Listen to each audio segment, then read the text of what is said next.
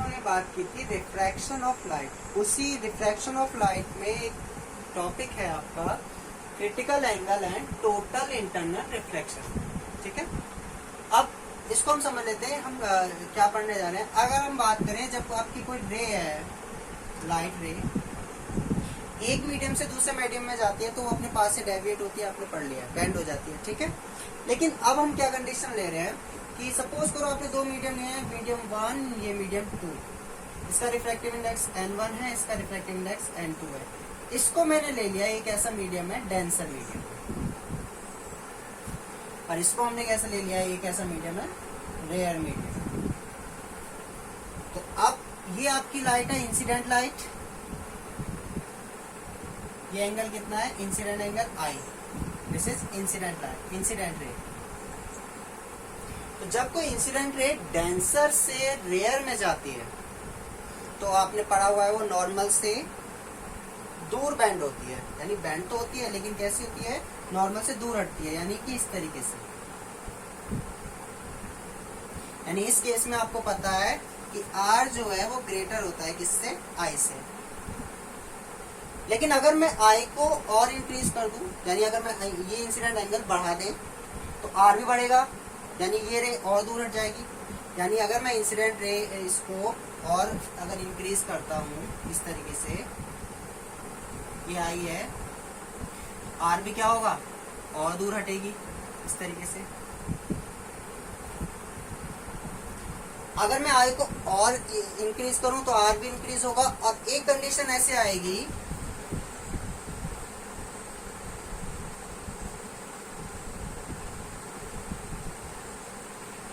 कि जिस कंडीशन में ये जो रे थी रिफ्रैक्टेड रे एंड ये रिफ्रैक्टेड एंगल वो कितना हो जाएगा 90, यानी रे जो है वो इसके अलग हो जाएगी, यानी यहाँ R की वैल्यू कितनी हो जाएगी 90। यानी इसको बढ़ाएंगे तो ये भी बढ़ रहा है ना, और बढ़ते बढ़ते एक कंडीशन कैसे आएगी, इसकी एक पर्टिकुलर वैल्यू पे ये ऐसे हो जाएगा। ठीक है, यानी रिफ्रैक्टेड एंगल कितना हो जाएगा 90 डिग्री। इस एंगल को ही हम बोलते हैं क्रिटिकल एंगल। ठीक है, तो क्रिटिकल एंगल डेंसर मीडियम में, यहां बात हो रही है किसमें, डेंसर मीडियम में। डेंसर मीडियम में वो एंगल ऑफ इंसिडेंस है जिसके लिए रिफ्रैक्टेड एंगल यानी एंगल ऑफ रिफ्रैक्शन कितना हो जाता है 90 डिग्री। ठीक है, ये कंडीशन तभी होगी जब आपका डेंसर से रेयर में जा रहे हैं।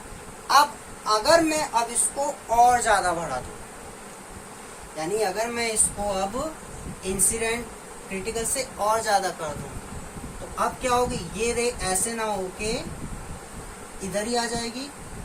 उस केस में रिफ्रैक्शन नहीं होगा लाइट में, और जब आपकी लाइट किसी मीडियम के सरफेस पे बाउंड्री पे टकराने के बाद उसी मीडियम में वापस चली जाती है, इस प्रोसेस को हम क्या कहते हैं, रिफ्लेक्शन। तो इसी कंडीशन को हम कहते हैं total internal reflection. Total internal reflection मतलब इस केस में रिफ्रैक्शन नहीं होगा, केवल लाइट में क्या होगा, रिफ्लेक्शन, यानी टकराने के बाद सेम मीडियम में वापस जाना। ठीक है, तो मैं आप इसको प्रॉपर्ली हम इसको लिख लेते हैं।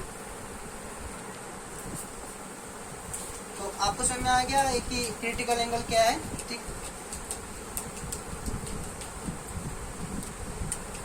मैं डायग्राम बना देता हूँ छोटे छोटे ताकि आपको क्लियर हो जाए।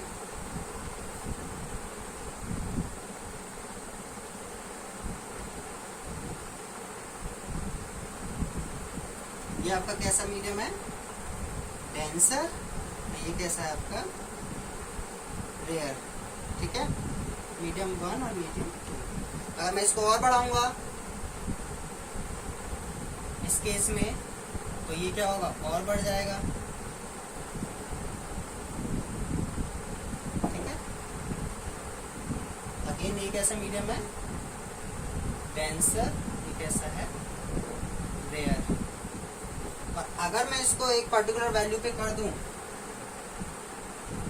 इसको हमने नाम दिया था क्या, क्रिटिकल एंगल। इसको आप कोई सा भी सिंबल लिख सकते हैं, आई से लिख रहा हूं मतलब इंसिडेंट एंगल, लेकिन सी मतलब क्रिटिकल। उस केस में ये लाइट यानी आर कितना हो जाएगा उस केस में 90। और अगर आपका एंगल ऑफ इंसिडेंस क्रिटिकल से भी ज्यादा हो जाए तो उस केस में लाइट में केवल क्या होगा, रिफ्लेक्शन। ठीक है, ये कौन सी रे है, इंसिडेंट रे। उस केस में कौन सी रे होगी, रिफ्लेक्टेड रे, रिफ्लेक्टेड रे। ये डेंसर है और ये क्या है आपका, रेयर। तो अगर एंगल ऑफ इंसिडेंस क्रिटिकल से ज्यादा होगा तो उस केस में लाइट में क्या होगा, केवल रिफ्लेक्शन होगा। लाइट इस मीडियम में पार नहीं आएगी, उसी मीडियम में टकराने के बाद उसी मीडियम में वापस चले जाएगी, जिसको हम रिफ्लेक्शन कहते हैं, पढ़ चुके हैं। ठीक है, तो ये कंडीशन है आपकी। तो क्रिटिकल एंगल क्या हो गया, मैं लिख दे रहा हूं, ये डायग्राम देख लीजिए आप properly.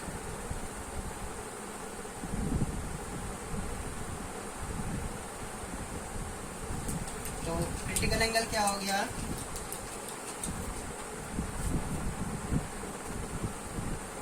the angle of incidence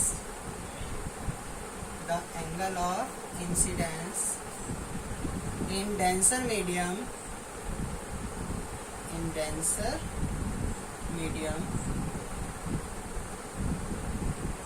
for which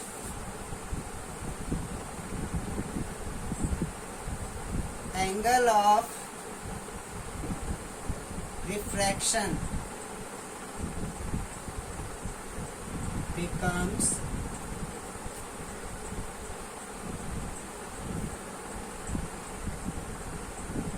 90 degree is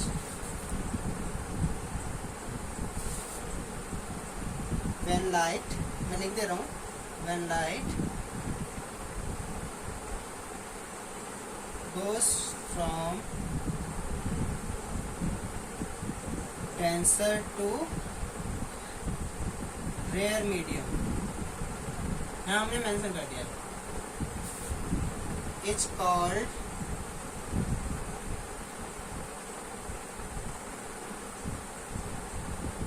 critical angle.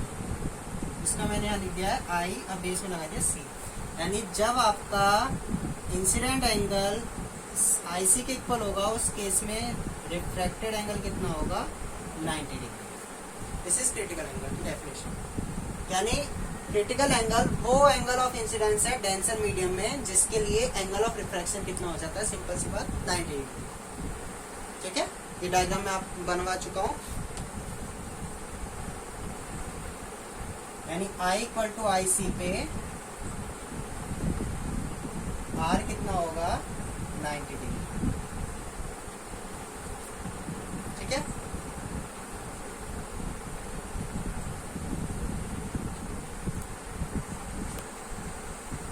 अब हम बात कर लेते हैं तो टोटल इंटरनल रिफ्लेक्शन।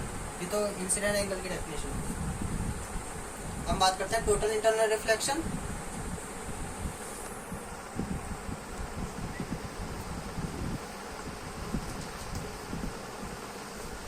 तो टोटल इंटरनल रिफ्लेक्शन क्या कहता है,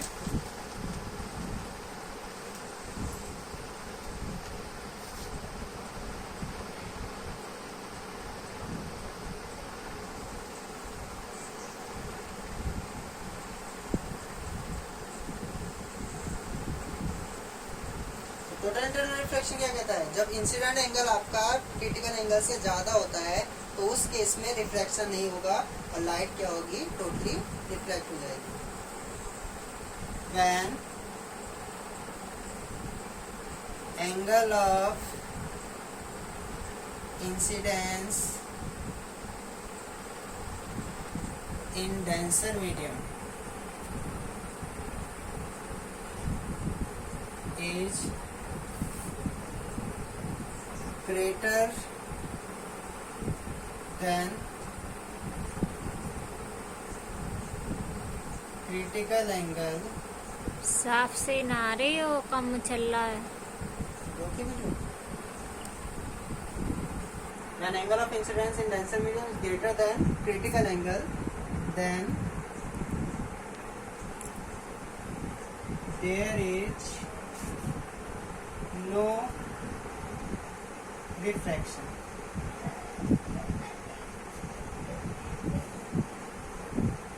In this condition,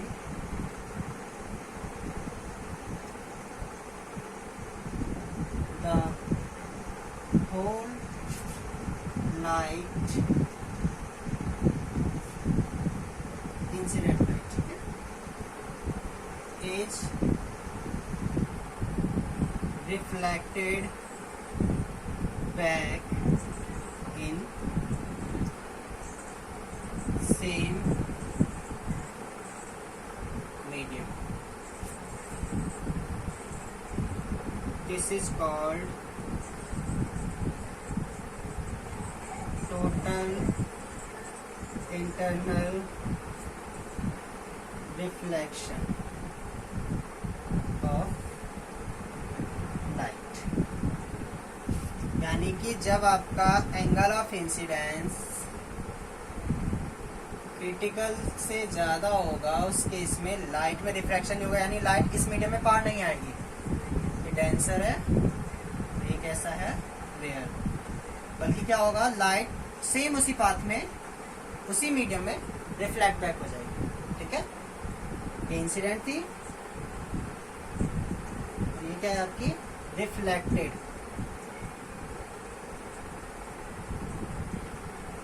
इसी को हम क्या कहते हैं, टोटल इंटरनल रिफ्लेक्शन।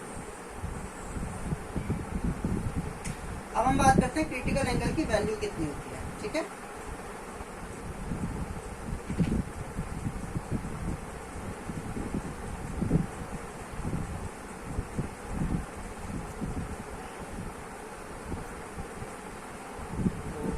ठीक है, an angle of incidence in denser medium is greater than critical angle, then there is no refraction of light. ऐसे लिखो, in this condition the whole incident light is reflected back in same medium. This is called total internal reflection of light. यानी इस case में सारी की सारी जो incident light है वो टकराने के बाद उसी मीडियम में रिटर्न वापस हो जाएगी, जिसको हम कहते हैं टोटल इंटरनल रिफ्लेक्शन। अब हम बात करते हैं क्रिटिकल एंगल की वैल्यू कितनी होती है। ठीक है,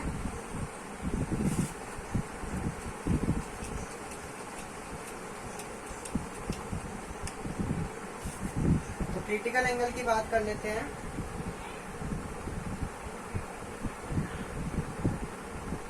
आईसी,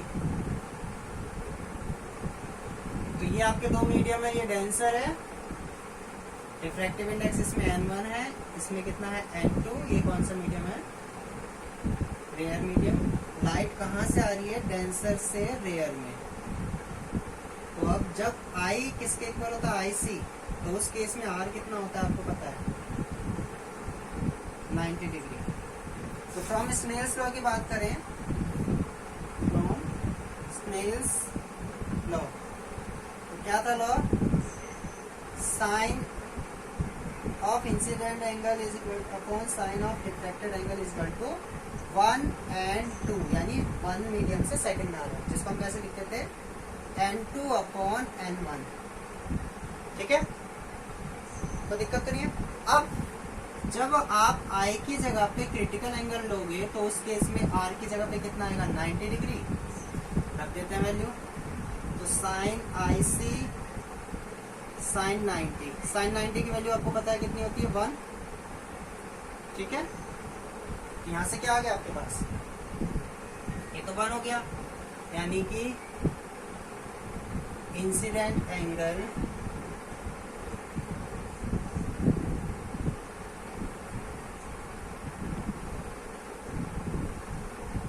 कोई दिक्कत तो नहीं है। लेकिन अगर आप डेंसर मीडियम के रिस्पेक्ट, अगर हम बात करें refractive index of denser medium with respect to rare, तो इसको अगर हम दूसरी टर्म्स में लिखना चाहें तो इसको हम कैसे लिख सकते हैं,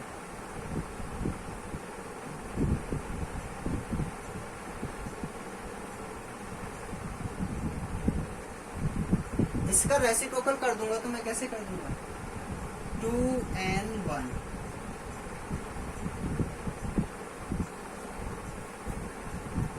ठीक है, ये क्या था, refractive index of rare medium with respect to denser medium, इसको हमने 1/2n1, जिसको हम क्या लिख सकते हैं, जिसको हम क्या कहेंगे, जहाँ 2n1 क्या है, refractive index of denser medium with respect to rare medium, rare medium. ठीक है, तो मैं इसको अगर आपको समझाने के लिए मैं एक एग्जांपल ले लेता हूँ। ये तो रख कर, इसमें और इसमें कंफ्यूजन नहीं होनी चाहिए। आपको कोई एक फॉर्मूला लर्न करना है, लेकिन जो लर्न करना है उसमें ध्यान ये रखना कि आप किसके रिफ्रैक्टिव इंडेक्स की बात कर रहे हो, रेयर या डेंसर। अगर रेयर की बात करोगे तो ये इक्वल टू में होगा, और डेंसर की बात करोगे तो ये वाली कंडीशन आएगी। तो हमेशा हम जो है डेंसर मीडियम का रिफ्रैक्टिव इंडेक्स ज्यादा है तो हम उसके रिस्पेक्ट में अगर लिखे हैं, क्योंकि आपको बुक्स में इस तरीके से ही मिलेगा ज्यादातर, तो हम इसको किस तरीके से लिखेंगे, इस तरीके से। और इसको मैं समझाने के लिए मैं आपको सिंपल एक एग्जांपल ले ले रहा हूँ। मैंने मान लिया जो रेयर मीडियम है यानी N2 है वो 1, यानी कौन सा ले लिया हमने, एयर ले लिया, और N1 जो है वो हमने कोई भी मीडियम ले लिया, यानी जिसकी वैल्यू क्या है, N। ये किस मीडियम के लिए है, डेंसर मीडियम के लिए। क्योंकि मैं किससे कंपेयर कर रहा हूँ, रेयर मीडियम में किससे कंपेयर कर रहा हूँ, एयर, क्योंकि ज्यादातर मीडियम को किससे कंपेयर करते हैं, एयर से ही करते हैं ना। तो इस केस में क्या होगा, sine incident, sine of critical angle कितना होगा, या इस वाली इक्वेशन से ही देखें हम, तो क्या आएगा आपका 1/n, यही तो लिखा है हमने। जहाँ ये क्या है, n क्या है, refractive index of denser medium, लेकिन यहाँ किसके रिस्पेक्ट में है, विद रिस्पेक्ट टू एयर, यानी जो रेयर वाला मीडियम है वो कौन सा है आपका, एयर। तो ये आपका क्रिटिकल एंगल का फॉर्मूला। ठीक है, हमेशा याद रखें जो 1/1 वाला है इसमें हम हमेशा refractive index of denser medium की बात करते हैं।